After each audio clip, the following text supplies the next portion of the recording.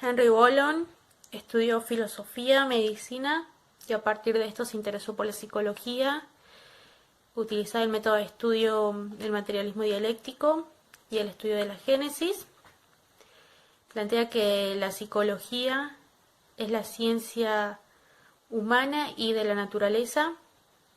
Henry Bollon planteaba que no se puede separar al hombre de la naturaleza biológica y social, ya que el hombre es un ser psicoorgánico social y por ende debía comprendérselo como tal.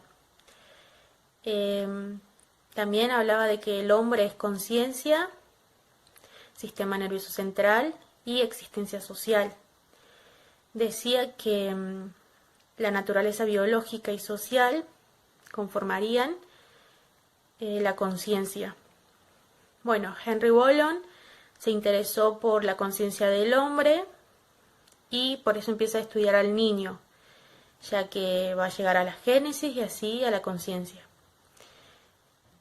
Bueno, tenía como conceptos centrales la emoción, la imitación, el otro y los movimientos, que estos serían los estructurantes del psiquismo. Bueno, la emoción sería aquello que va a hacer que el niño acceda a la vida psíquica, sería la primera manifestación del bebé donde el otro va a reaccionar. Como por ejemplo cuando un bebé llora, la madre se da cuenta que el bebé necesita algo, que quiere algo, y eso correspondería, bueno, a la emoción, como dice Bollon. Con respecto a los movimientos, sería la primera manifestación, que también tiene que ver con la vida psíquica del niño o del bebé hasta acceder al lenguaje. Los diferentes movimientos van a formar la conciencia en sí y con el otro. Con respecto a la imitación, es el primer pasaje del acto al pensamiento. Esto se da cuando el otro está ausente. Por ejemplo, un niño va a imitar a su mamá, pero cuando ella no esté. O sea que el niño va a imitar cuando esté el padre, los hermanos o su entorno, pero no la madre. Con respecto al otro, Bollon va a coincidir con Vygotsky al decir que al otro no se puede pensar sin un yo. Esto quiere decir que el ser humano, desde que nace, es un ser social y que necesita del otro para el desarrollo psíquico. Plantea que el individualismo no existe, que necesitamos de un otro, ya que somos seres sociales, y bueno, esto coincide con la teoría de Vygotsky.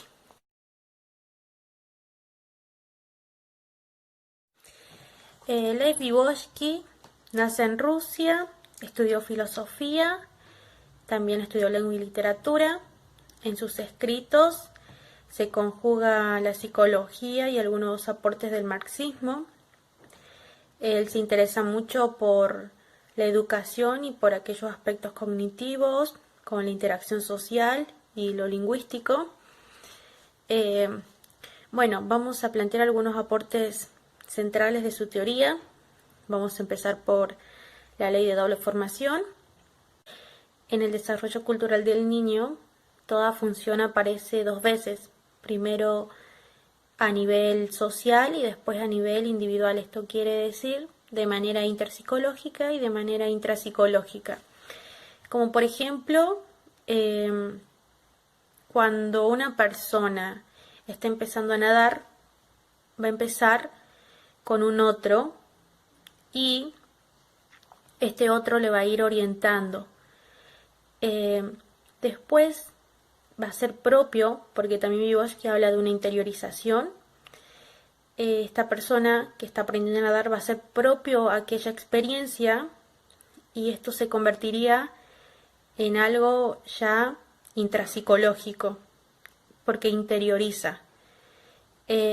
Vygotsky también habla sobre la zona de desarrollo potencial, que esta se divide en un nivel de desarrollo real y un nivel de desarrollo potencial, que lo real tiene que ver con aquello que el individuo puede hacer solo, teniendo en cuenta la edad madurativa. con respecto a lo potencial, es algo que un niño, por ejemplo, no lo puede hacer y necesita la ayuda de un otro, que en este caso podemos hablar de un mediador, que puede ser un adulto o bien una persona de la edad que tiene el suficiente potencial para guiarlo y ayudarlo.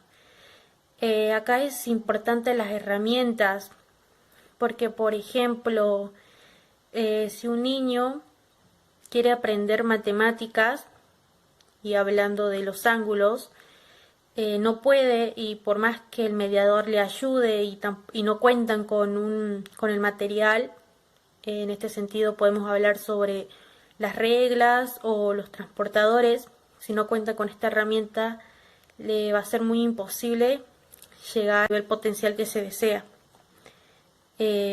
Bueno, y esto formaría lo que sería la teoría sociocultural de Vygotsky.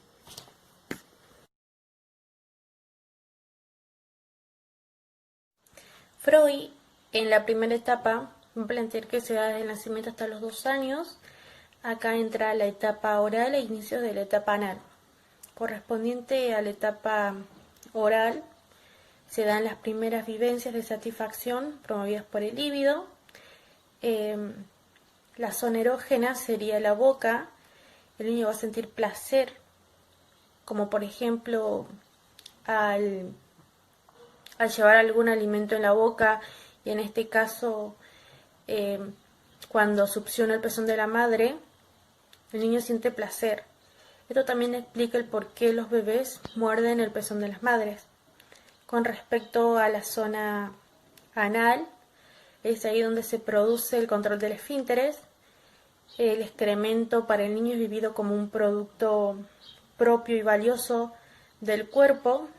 Esto explica el por qué al bebé le cuesta desprenderse del excremento. Como por ejemplo un niño que está haciendo sus necesidades en la pelela, va a jugar con la caca. Freud va a plantear que cuando los padres interrumpen este juego con el excremento, este se va a uno de los organismos del psiquismo, que sería el disquepsiquismo. Bueno, el placer no termina, sino que es reemplazado por el amor de los padres.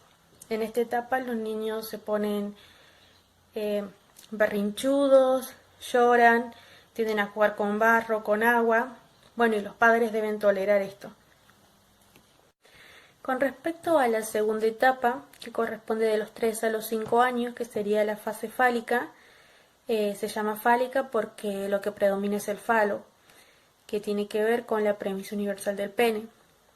Acá se desconoce el sistema sexual, por ende los niños van a creer que todos tienen pene, y acá es donde se da el complejo de Edipo. El complejo de Edipo se da cuando los niños van a sentir atracción por su progenitor opuesto. Las niñas se van a sentir atraídas por la persona que cumple el rol de padre, y los varones se van a sentir atraídos por las personas que cumplen el rol de madre. Bueno, acá se dan los celos, la envidia, y también, bueno, se da la castración. Para ambos casos es diferente, ya que el niño va a haber una disputa con ambos sexos, niños y niñas, y al darse cuenta que las niñas no tienen pene, él se va a sentir débil. Se va a sentir débil al pensar que puede perder sus genitales, que es lo más valioso que tiene. Acá es donde el niño se aleja del amor de la madre, se va a acercar más al padre, ya que el padre sí cuenta con un pene. Y con respecto a las niñas, ellas al darse cuenta que la madre no posee un pene, se alejan de ella y se acercan al padre, creyendo que él puede, por así decírselo, remediar el error de la madre. Cuando se dan cuenta que no es así, ellas ya no van a anhelar el pene, y bueno, ahí es donde se da la castración. Bueno, la tercera infancia corresponde de los 7 hasta los inicios de la pubertad. Freud va a decir que es la fase de latencia, que esta coincide con el inicio de la educación primaria. en esta etapa hay unas ciertas operaciones psíquicas que tienen que ver con el desarrollo en el aprendizaje. El niño se va a relacionar con los otros, acá se da la vida social. Es una etapa donde no hay zonas erógenas que tengan que ver con lo sexual, sino más bien que esta energía sexual van por otro lado. Los niños se interesan más por pertenecer a un grupo social, aprender, jugar, se relacionan con niños del mismo sexo. La escuela es fundamental en esta etapa.